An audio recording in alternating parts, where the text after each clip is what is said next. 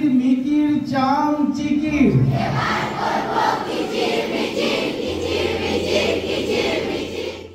সবুজে ঘেরা চিল্কিগড় ঈশ্বরচন্দ্র ইনস্টিটিউশনের সভাঘরে বৃহস্পতিবার দুপুরে এক অন্যরকম অভিজ্ঞতার সাক্ষী থাকল ছাত্রছাত্রী ও শিক্ষকরা।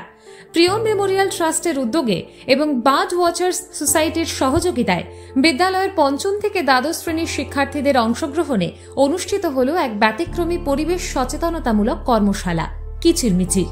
পাখিরা শুধুই প্রকৃতির সৌন্দর্যের বাহক নয়, বাস্তুতন্ত্রের ভারসাম্য রক্ষায় তাদের ভূমিকা গুরুত্বপূর্ণ। এই বার্তাকেই সামনে রেখে কর্মশালায় আলোচনার সূচনা হয়। উপস্থিত ছিলেন বিশিষ্ট পক্ষী বিশেষজ্ঞ শিবশঙ্কর গোস্বামী। তার অনবদ্য উপস্থাপনায় উঠে আসে ঘরের পাশে, মাঠের ধারে কিংবা বনের গভীরে দেখা সাধারণ ও অসাধারণ পাখিদের জীবনের অজানা গল্প।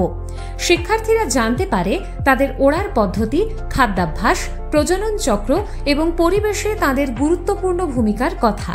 এই কর্মশালার অন্যতম আকর্ষণ ছিল চিত্র সমৃদ্ধ উপস্থাপনা ও নানান শিক্ষণীয় ভিডিও। পাখি নিয়ে কাজ আমার অনেক দিনের, আর ছোট বাচ্চাদের কাছে আমি প্রতিনিয়ত পৌঁছানোর চেষ্টা করছি। তার কারণ ওরাই হচ্ছে আমাদের ভবিষ্যৎ।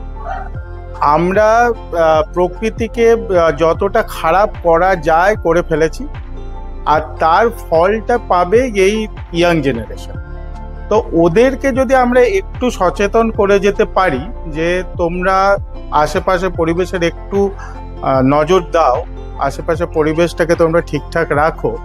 আর পরিবেশ বলতে শুধু কিন্তু মানুষই নয়, মানুষ ছাড়াও পরিবেশে আরো অনেক জীবজন্তু আছে। তো এই প্রচেষ্টার মাধ্যমে আমরা এটাই বাচ্চাদেরকে বলার চেষ্টা করি যে প্রকৃতির প্রতি তোমরা খেয়াল রাখো। উপস্থাপনার পর অংশগ্রহণকারী শিক্ষার্থীদের জন্য একটি কুইজ প্রতিযোগিতার আয়োজন করা হয়, যার মাধ্যমে তারা নিজেদের শেখা বিষয়গুলিকে ঝালিয়ে নেয়। প্রতিটি অংশগ্রহণকারীকে চকলেট দেওয়া হয়। এতে বাচ্চারা খুশি হয়েছে, অনেক কিছু তারা শিখলো। যেমন ধরুন এখান যে শকুনগুলো আছে, শকুন তো এখন নেই, লুপ্ত হয়ে গেছে, ওরা তো দেখেইনি। এখন তো দেখতে পেলো, তাদের কাজটা কি সেটা জানলো। আবার এমন কিছু পোকা আছে যে পোকাগুলো আমাদের ক্ষতি করছে, ফসলের ক্ষতি করছে, পাখিগুলো সেই পোকাগুলোকে খেয়ে নিচ্ছে।